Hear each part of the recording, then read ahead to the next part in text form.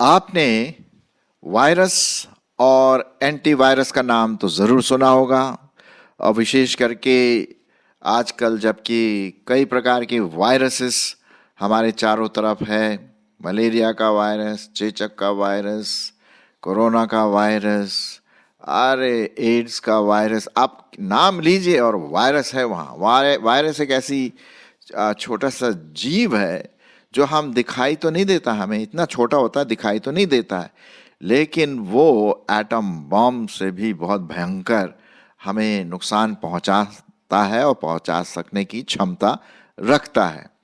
और ये वायरसेस हमारे चारों तरफ घूमते रहते हैं। अब डिपेंड करता है इस बात पर कि वायरस जो है वो कभी कभी हमें बिना बताए अटैक कर जाता है और हम बीमारी से क्या हो जाते हैं, ग्रस्त हो जाते हैं। हाँ, और इसीलिए आप विशेष करके आपने ध्यान दिया होगा जबकि कोरोना वायरस का काल चला था करीब 2 साल पहले, और आपने अपना मुंह में मास्क लगाया हुआ था, नाक और मुंह में, ताकि वायरस किसी भी प्रकार से हमारे मुंह या नाक से अंदर न घुसे।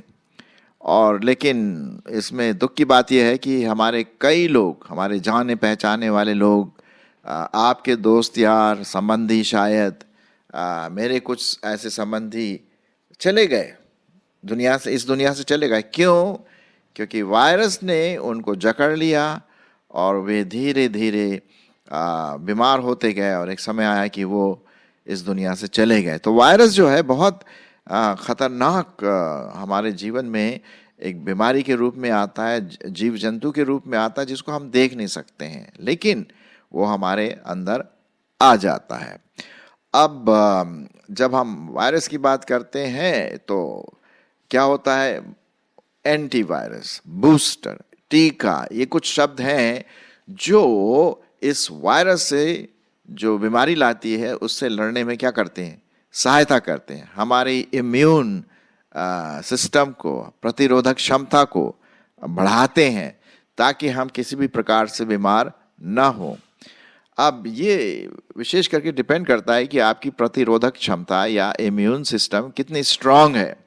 यदि वो अच्छी मजबूत है, स्ट्रांग है, तो वायरस का इफेक्ट जो है या उसका कुप्रभाव आपके जीवन पर नहीं पड़ेगा। लेकिन अगर हमारी प्रतिरोधक क्षमता या इम्यून सिस्टम कमज़ोर है तो स्वाभाविक है कि हम उस वायरस के अंडर में आ जाएं। तो इसी को दूर करने के लिए, स्ट्रांग बनाने के लिए हमारे प्रतिरोधक क्षमता को हमें एंटीवायरस की ज़रूरत पड़ती है। और आपने भी ज़रूर देखा होगा कि कई प्रकार के इंजेक्शन, मेडिसिन आ गए हैं जो इस वायरस से लड़ने में क्या करते हैं, क्षमता रखते हैं। और ये बात आपको और मुझको बहुत देखने वाली बात होगी कि यदि हमारा इम्यून सिस्टम हेल्दी है तो हम हेल्दी हैं, यदि हमारा इम्यून सिस्टम या प्रतिरोधक क्षमता कमज़ोर है तो गारंटी है कि बीमारी ज़रूर आएगी, और यदि सही टाइम में इलाज नहीं किया तो मौत भी आ सकती है। तो एंटीवायरस का बहुत ज़बरदस्त उपयोग है, सदुपयोग है, हमारी जान की रक्षा करता है। तो 2 चीज़ें हैं, वायरस और एंटीवायरस। ये तो हो गई हमारे जहाँ तक शारीरिक जीवन की बात है, ठीक है। लेकिन जब हम आत्मिक रूप से देखते हैं तो वहाँ पर भी वायरस की बात आ जाती है। जी हाँ, हमारा जीवन भी एक प्रकार से आत्मिक रीति से वायरस से भरा पड़ा है, और इस वायरस की वजह से हमारा आत्मिक जीवन मरा हुआ है। हम प्रभु परमेश्वर को वो महिमा नहीं दे पाते क्योंकि हमारे जो आत्मिक प्रतिरोधक क्षमता है वो बिल्कुल मरी हुई है, उसमें कुछ नहीं है। कारण जो सबसे बड़ा वायरस आपके और मेरे जीवन में है वो है पाप का स्वभाव। पाप का डीएनए। आप अच्छी तरह से जानते हैं, बाइबल में शायद आपने पढ़ा होगा कि हम सब जन्म से पापी स्वभाव में आते हैं। हम सब जन्म से ही पापी स्वभाव में आगे बढ़ते हैं। बाइबल में लिखा हुआ है, रोमियो उसका 3 अध्याय और 23 पद, क्या लिखा हुआ है कि सब ने पाप किया है और परमेश्वर की महिमा से रहित हैं। सब ने, छोटे बड़े बच्चे बुजुर्ग, सब ने पाप किया। मतलब हमारा जो स्वभाव है, जो पाप का जो डीएनए है, वो हम सबों में पाया जाता है। ठीक है, ये सबसे बड़ा वायरस शैतान की ओर से आता है। अब इसके कई इफेक्ट हैं, कई प्रभाव हैं जो हमारे जीवनों में दिखाई पड़ते हैं। फॉर एग्जाम्पल, यदि मैं आपसे पूछूं कि क्या कभी आपने झूठ बोला है, तो आप हंस के बोलेंगे, अरे जी कई बार झूठ बोला है, हम सब उन्हें झूठ बोलते हैं, है कि नहीं है। लेकिन कभी भी हमारे मम्मी पापा या कोई टीचर नहीं सिखाता कि झूठ कैसे बोला जाता है। हम में खुद ये स्वभाव पाया जाता है, डीएनए जो पाप का है वो खुद हमें झूठ बोलवाने के लिए उकसाता है। चोरी करना, पाप करना, उल्टे सीधे विचार आना, ये कहाँ से आते हैं? ये पापी स्वभाव की वजह से, जो एक वायरस के रूप में हमारे अंदर आत्मिक रीति से काम करता, और ये परमेश्वर से हमें क्या करता है? अलग करता। और उसकी वजह से जिस प्रकार से वायरस से शारीरिक मौत होती है, उसी प्रकार से आत्मिक वायरस से अर्थात पाप से हम मर जाते हैं। हमारा शरीर आत्मिक रीति से, हमारी आत्मा आत्मिक रीति से क्या है? मर जाती है। ठीक है, फिर क्या लिखा हुआ है रोमियो, यदि आप 6 उसका 23 अध्याय 23 पद पढ़ेंगे तो आप देखेंगे कि पाप की मजदूरी तो मृत्यु है, परंतु परमेश्वर का वरदान प्रभु यीशु मसीह में एक नया जीवन है। तो वहां पर 2 चीजें हैं, वायरस, एंटीवायरस। Virus, antivirus. पाप की मजदूरी तो क्या है? मौत है, ये वायरस हो गया। एंटीवायरस क्या है? परंतु प्रभु यीशु मसीह में हमें क्या है? अनंत जीवन है। तो ये एंटीवायरस है। प्रभु यीशु मसीह वो हमारा सुलझाने वाला एंटीवायरस, उसका लहू हमारे सब पापों से क्या करता है? शुद्ध करता है, जैसा कि अभी हम थोड़ी देर में आपके सामने ये बात रखेंगे। लिखा हुआ है एक और वायरस की जो बातें जो हमारे जीवन में आती है आत्मिक रीति से, उसका लिस्ट बहुत ज़बरदस्त है। चलिए मैं आपके लिए पढ़ देता हूँ। वो पाया जाता है 2 तिमोथी और उसका 3 अध्याय पहले पद से। क्या है वायरस के कुछ प्रभाव जो हम देखते हैं आत्मिक रीति से? वो ये है कि अंतिम दिनों में कठिन समय आएंगे, क्योंकि मनुष्य क्या हो जाएगा? स्वार्थी, वायरस। धन का लोभी, वायरस। डींगमार, वायरस। अभिमानी, वायरस। निंदक, वायरस। माता पिता की आज्ञा टालने वाले, वायरस। कृतघ्न, वायरस। अपवित्रता, दया रहित, क्षमा रहित, दोष लगाने वाले, असंयमी, कठोर, भले के बैरी, विश्वासघाती, हठी, अभिमानी और परमेश्वर के नहीं वरन सुख विलास ही के चाहने वाले होंगे। वे भक्ति का भेष तो धरेंगे पर उसकी शक्ति को न मानेंगे। ऐसों से परे रहना। ये है साहब वायरस के लक्षण जो मैंने अभी आपके सामने पढ़ा। 2 तिमोथी उसका 1 से 5 पद बिल्कुल साफ रीति से लिखा हुआ है, यहाँ पर बहुत साफ रीति से लिखा है ना। शरीर के काम जैसे लिखा हुआ है वायरस, और दूसरा जगह पे और लिखा हुआ है गलतियों और उसका 5 अध्याय, गलतियों उसका 5 अध्याय और उसका 21 और 22 पद, नहीं 22 पद नहीं, 20 और 21 पद। गलतियों उसका 5 अध्याय और उसका ये जो पाप का जो वायरस है क्या है 18। और यदि तुम आत्मा के अनुसार चलते तो व्यवस्था के अधीन न रहते। अब सुनिए वायरस के क्या काम है।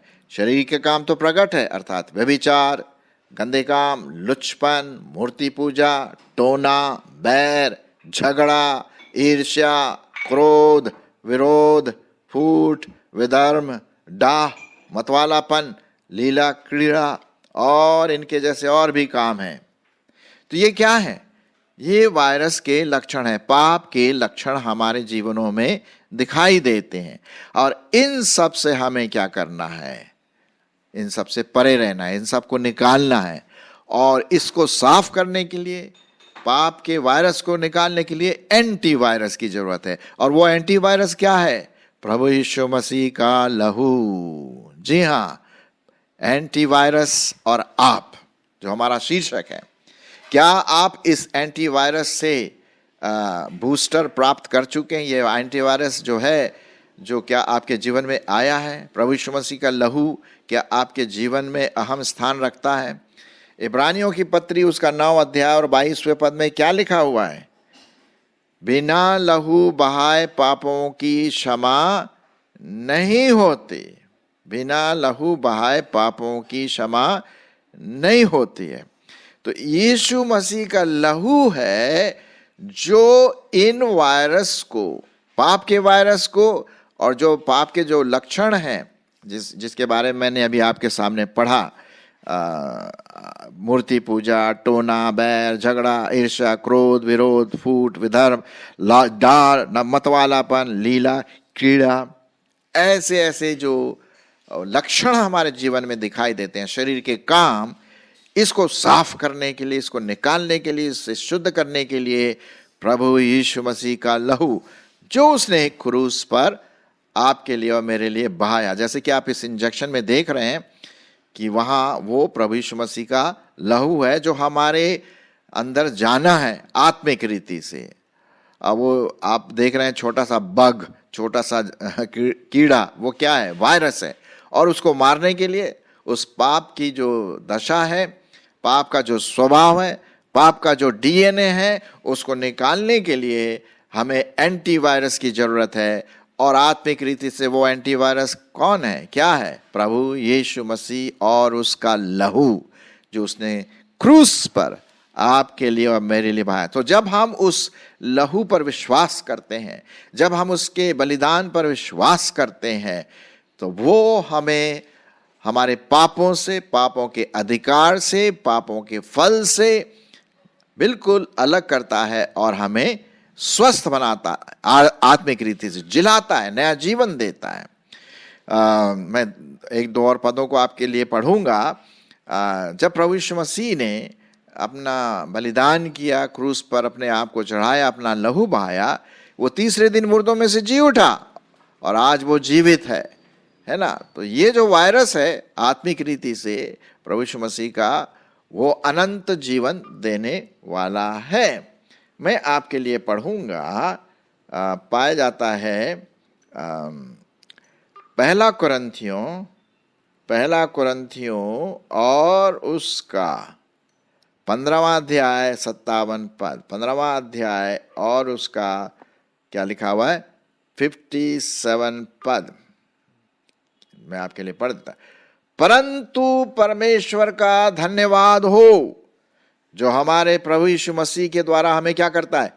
जयवंत, मारता नहीं है, वो हमें जिलाता है, नई जिंदगी देता। उस एंटीवायरस से जब हम उस पर विश्वास करते हैं, अपना पूरा समर्पण उसके जीवन में उसको देते हैं, प्रभु यीशु मसीह को, जिसके लिए वो हमारे लिए बलिदान हुआ पाप की वजह से, तो परमेश्वर हमें क्षमा करता है, क्षमा प्रदान करता है।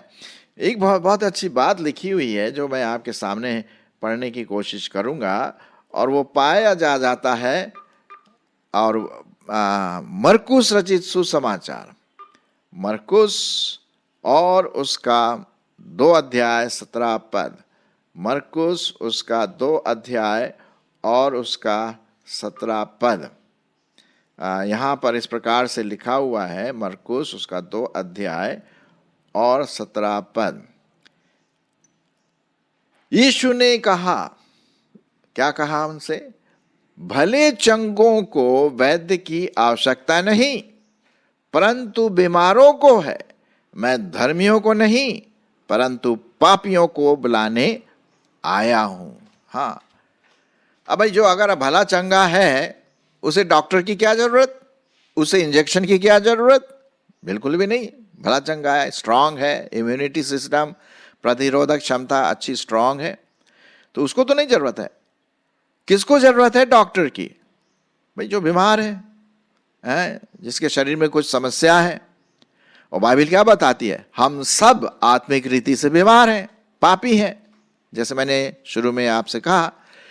तो यीशु मसीह हमारे लिए है, आपके लिए है। और अगर आपने प्रभु यीशु मसीह को ग्रहण किया है तो बल्ले बल्ले, बहुत खुशी की बात है कि आप प्रभु के संतान हैं। प्रभु ने आपके जो पाप का जो डीएनए है उसको निकाल दिया और आपको मसीह में स्वतंत्र जयवंत किया है।